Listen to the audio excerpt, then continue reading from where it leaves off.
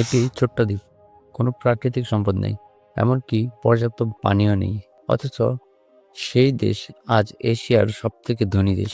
কিভাবে সম্ভব হলো সিঙ্গাপুরের এই রূপান্তর? চলেন আজকের ভিডিওর মাধ্যমে জানার চেষ্টা করি। Today, this is our modern city.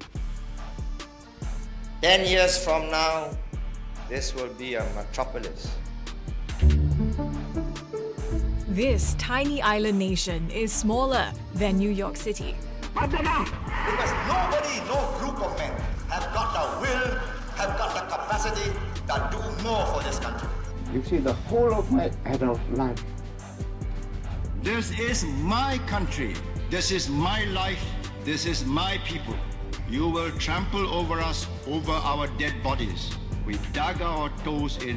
1960 সালের দিকে সিঙ্গাপুর ছিল একটি অনুন্নত দেশ। মাথাপিছু আয় ছিল মাত্র $320। বেকারত্ব, দারিদ্র্য, অপরাধ এবং জাতিগত দাঙ্গা ছিল নিত্যদিনের ঘটনা। 1965 সালে মালয়েশিয়া থেকে বিচ্ছিন্ন হয়ে যাওয়ার পর স্বাধীনতা লাভ করে সিঙ্গাপুর। তখনকার প্রধানমন্ত্রী লি কুয়ান ইউয়ের নেতৃত্বে শুরু হয় একটি নতুন অধ্যায়। তিনি দেশকে অর্থনৈতিক উন্নয়নের পথে এগিয়ে নিতে দৃঢ় প্রতিজ্ঞাবদ্ধ ছিলেন।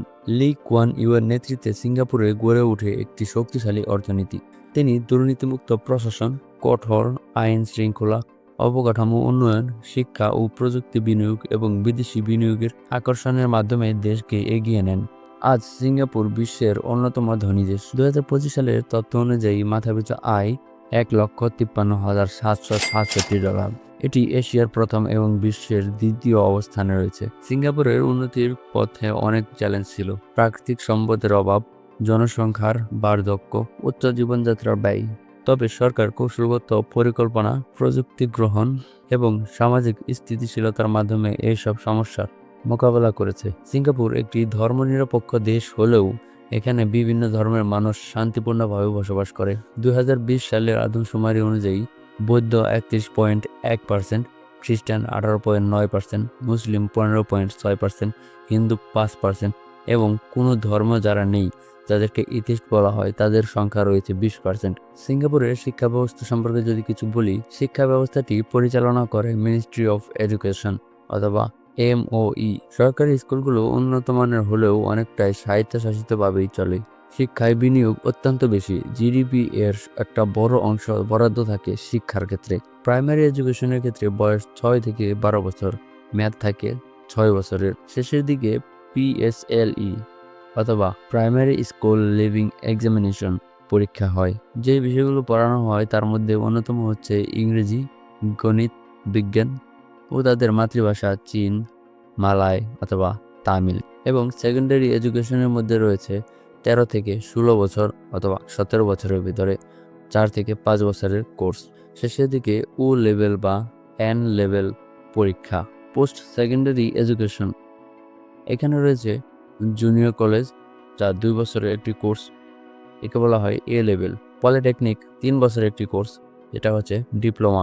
ইনস্টিটিউট অফ টেকনিক্যাল এডুকেশন বা ITE। উচ্চশিক্ষার ক্যাটাগরিতে সিঙ্গাপুরের প্রধান বিশ্ববিদ্যালয় হিসেবে যদি উল্লেখ করা হয়, তাহলে একটি বিশ্ববিদ্যালয়ের কথা আমি উল্লেখ করতে চাই। ন্যাশনাল ইউনিভার্সিটি অফ সিঙ্গাপুর অথবা NUS বিশ্বের শীর্ষ 10 থেকে 15 এর মধ্যে রয়েছে। সিঙ্গাপুরের শিক্ষা ব্যবস্থার বৈশিষ্ট্য ও সাফল্যের কারণ কি?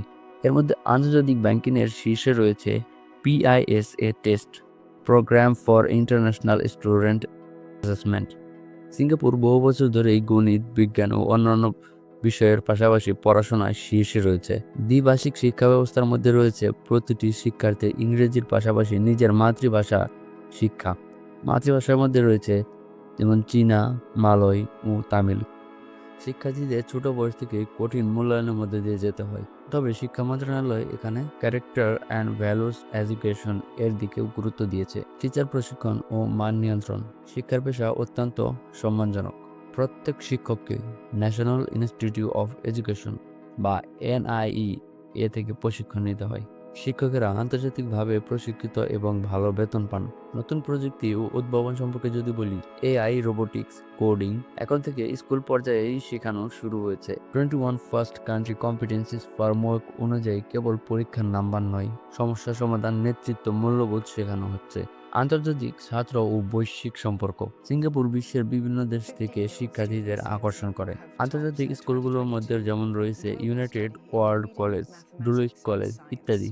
এর মধ্যে আবার বেশ সমালোচনাও রয়েছে। উচ্চ চাপ ও মানসিক চাপ নিয়ে উদ্বেগ রয়েছে, তবে সরকার ধাপে ধাপে চাপ কমানোর উদ্যোগ নিচ্ছে। PLSE র্যাঙ্কিং সিস্টেম বদল, ক্যারেক্টার এডুকেশন ইত্যাদি। সরকার এ বিষয়ে ভালো পদক্ষেপ নেওয়ার চেষ্টা করছে।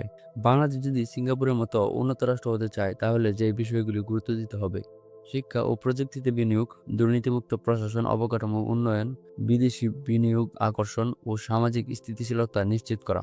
অন্যদিকে সিঙ্গাপুরের গল্প আমাদের শেখায় সঠিক নেতৃত্ব, পরিকল্পনা এবং জনগণের অংশগ্রহণে একটি দেশ কিভাবে উন্নতির শিখরে পৌঁছাতে পারে। বাংলাদেশ যদি এই পথ অনুসরণ করে, তাহলে উন্নতির সম্ভাবনা অবশ্যই রয়েছে। যদি এরকম ভিডিও ভালো লেগে থাকে, তাহলে আমার চ্যানেলটিকে সাবস্ক্রাইব করে রাখতে পারেন।